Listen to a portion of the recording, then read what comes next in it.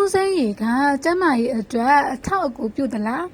ဘလို့ကောင်းကျိုးတွေရှိလဲဆိုတာကိုလေ့လာလို့ရအောင်ဖော်ပြပေးလိုက်ပါတယ်။အောင်စင်းရီဆိုတာနှစ်ပေါင်းများစွာကတည်းကကျမရဲ့အတွက်အကျိုးကျေးဇူးများစွာပေးစွမ်းနိုင်တယ်ဆိုတာကိုသိရှိထားပြီးဖြစ်ပါတယ်။အောင်ဒီစိတ်တစ်လုံးမှာအရည်ဓာတ်200မီလီလီတာကနေ1000မီလီလီတာအထိပါဝင်ပါတယ်။အောင်စင်းရီကအရသာရှိပြီးကယ်လိုရီပါဝင်မှုနည်းတဲ့တဘာဝအချိုရည်တစ်မျိုးပါ။အောင်စင်းရီဟာအုံဒီကြောက်ရည်ဓာတ်အာဟာရဓာတ်ပုံမိုးပါဝင်ပါတယ်။အောင်စင်းရီမှာဓာတ်တိုစက်ကြည်ပစ္စည်းတွေအမိုင်နိုအက်ဆစ်အင်ဇိုင်းတွေဗီတာမင် B ဓာတ်တွေဗီတာမင် C တန်ဓာတ်ကယ်လ်ဆီယမ်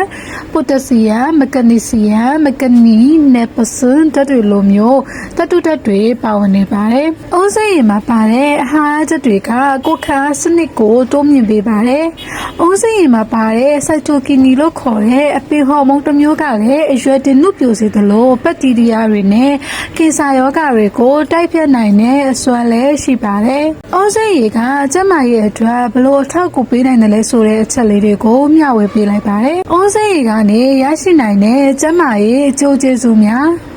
အောင်စင်းရီတောက်ပေးတာကခန္ဓာကိုယ်ကိုရေဓာတ်ဖြစ်ပေးခြင်းအောင်စင်းရီကအပူဒဏ်ကြောင့်ဖြစ်တဲ့ရေငတ်တာကိုပြည်စေနိုင်တဲ့တဘာဝအချွေတစ်မျိုးပါအောင်စင်းရီမှာပါတဲ့ electrolyte composition တွေကြောင့် one shot တာ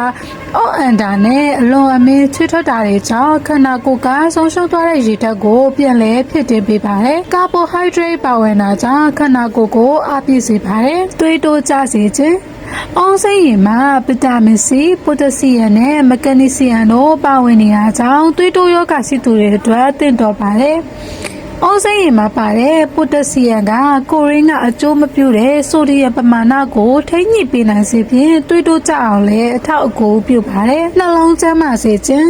ကိုလက်စထရောနဲ့အဆီပါဝင်မှုနည်းတဲ့အောင်စင်းရီကနှလုံးကိုကျန်းမာစေပါတယ်။ခန္ဓာကိုယ်အတွက်အကျိုးမပြုတဲ့ကိုလက်စထရောကိုလျှော့ကျစေပြီးအကျိုးပြုတဲ့ကိုလက်စထရောကိုတိုးနိုင်စေတာကြောင့်နှလုံးရောဂါခံစားရနိုင်ခြင်းကိုလျှော့ချပေးပါတယ်။အရက်နာကြတာကိုသက်သာစေခြင်းအောင်စင်းရီကအရက်နာကြတာကိုသက်သာစေနိုင်တဲ့တဘာဝဆေးတစ်မျိုးပါ။အရက်ကခန္ဓာကိုယ်ရဲ့ရေဓာတ်ကိုကုံဆုံးစေပြီးရေဓာတ်ကုံဆုံးမှုကနောက်တစ်နေ့မနက်မှာအရက်နာကြတာကိုဖြစ်စေပါတယ်။အောင်ရီကခန္ဓာကိုယ်ရဲ့ electrolyte ကိုပြန်လည်ဖြစ်တင်ပေးပြီးရေဓာတ်ကိုပြန်လည်ဖြစ်တင်ပေးနိုင်တာကြောင့်အရက်နာကြတာကိုသက်သာစေပါတယ်။ကိုယ်အလေးချိန်စေနိုင်ခြင်းကိုယ်လေးချိန်ကြတဲ့သူတွေအတွက်အုံးစိတ်ရည်ကတောက်သုံးဖို့တင့်တော်ပါတယ်ကယ်လိုရီပါဝင်မှုနည်းပြီးအစာရအတွက်လည်းအထောက်အကူပြုပါတယ်။အုံးစိတ်ရည်မှာအစာခြေပြတ်မှုကိုအထောက်ပံ့ပေးပြီးအစာတွေခြေပြတ်မှုကိုတိုးမြှင့်ပေးနိုင်တဲ့ bioactive အင်ဇိုင်းတွေအများအပြားပါဝင်ပါတယ်။အုံးစိတ်ရည်မှာပိုတက်ဆီယမ်ကြွယ်ဝစွာပါဝင်ပါတယ်။ကိုရင်းကမလိုအပ်တဲ့အရည်တွေနဲ့အစိတ်အသောက်တွေကိုစွတ်ထုတ်နိုင်အောင်ထောက်ပံ့ပေးပါတယ်။ခေါင်းကိုက်တာကိုသက်သာစေခြင်းခေါင်းကိုက်တာခေါင်းတစ်ချမ်းကိုက်တာအများစုကရေဓာတ်ဆုံးရှုံးတာကြောင့်ဖြစ်ပါတယ်။အုံးစိတ်ရည်ကခန္ဓာကိုယ်အတွက်လိုအပ်တဲ့ electrolyte တွေကိုထောက်ပံ့ပေးရမှာအထောက်အကူပြုသလိုခန္ဓာကိုယ်ရဲ့ရေဓာတ်ကိုမြင့်တင်ပေးပါတယ်။အုံးစိတ်ရည်မှာမဂနီဆီယမ်ကြွယ်ဝစွာပါဝင်တာကြောင့်ခေါင်းတစ်ချမ်းကိုက်ဝေဒနာခံစားနေရသူတွေအနေနဲ့တောက်သုံးပေးတင်ပါတယ်။ကိုရင်းမှာမဂနီဆီယမ်ပမာဏလျော့နေလာတာကြောင့်ခေါင်းတစ်ချမ်းကိုက်တာဖြစ်ပါတယ်။လေပွားတာကိုသက်သာစေခြင်းဆိုဒီယမ်စားသုံးမှုများတာကြောင့်လေပွားတာဖြစ်ပါတယ်။အုံးစိတ်ရည်ကခန္ဓာကိုယ်အတွင်းကဆိုဒီယမ်ပမာဏကိုလျှော့ချပေးပါတယ်။အုံးစိတ်ရည်မှာပိုတက်ဆီယမ်ကြွယ်ဝစွာပါဝင်တာကြောင့်ဆိုဒီယမ်ပမာဏကိုလျှော့ချရမှာအထောက်အကူပြုပေးပါတယ်။မျက်လုံးကျန်းမာစေခြင်းအမြင့်အာရုံကြည်လင်စေဖို့အတွက်အုံးစိတ်ရည်တောက်သုံးပေးနိုင်ပါတယ်။ပုံနှောင်းနဲ့မျက်လုံးကျန်းမာသန်စွမ်းဖို့အတွက်ခန္ဓာကိုယ်ကဗီတာမင် B1 ကိုလိုအပ်ပါတယ်။ဗီတာမင် B1 ကမျက်လုံးကြက်သားတွေကိုတန်ဆွမ်းစေပြီးညဘက်မှာလည်းမျက်လုံးအမြင့်အာရုံကိုကောင်းမွန်စေပါတယ်။ pH ပမာဏကိုထိန်းညှိပေးခြင်းအသင့်စားအလွယ်စားအစားအစာတွေလိုမျိုးအက်ဆစ်ဓာတ်ပါဝင်မှုများတဲ့အစားအသောက်တွေကိုအများအပြားစားသုံးတာစိတ်ဖိစီးတာနဲ့အဆိပ်အတောက်ဖြစ်စေတဲ့အရာတွေကြောင့်ခန္ဓာကိုယ်ရဲ့ pH ပမာဏကအက်ဆစ် ဖြစ်လောက်တဲ့အထိမြင့်တက်သွားတဲ့အခါခန္ဓာကိုယ်ရဲ့စွမ်းအင်ကိုရောကျစေပြီးဗီတာမင်နဲ့သတ္ထုဓာတ်တွေကိုစုပ်ယူနိုင်စွမ်းကိုလည်းကျဆင်းစေပါတယ်။ pH ပမာဏမြင့်တက်သွားတဲ့အခါအသက်ရဲ့လုပ်ငန်းစဉ်တွေထိခိုက်တာလေးပတ်နာအဆိပ်ရောင်ရောဂါ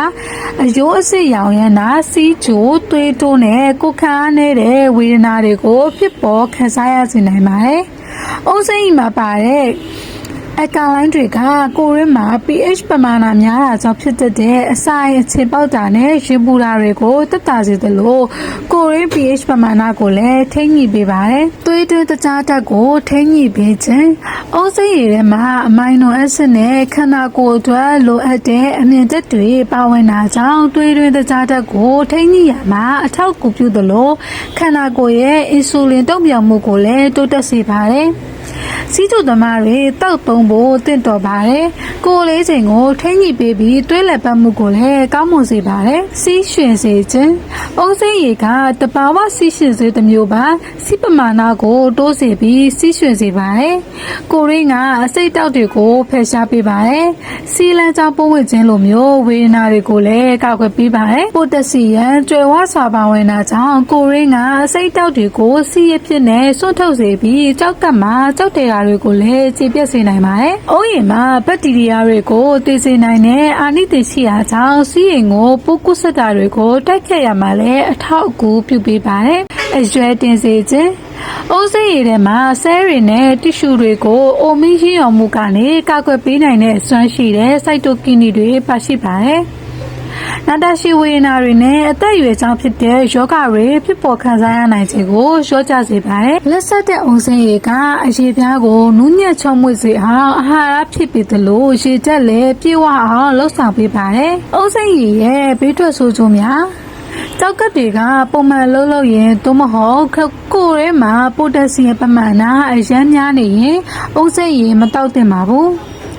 တစ်တီတစ်စေဓမ္မတဲ့သူတွေအနေနဲ့အုံးစိမ်းရည်မတောက်သင့်ပါဘူး။အုံးစိမ်းရည်ကအချို့သူတွေကိုအစာအိမ်နာတာနဲ့လေပွားတာမျိုးတွေဖြစ်စေနိုင်ပါတယ်။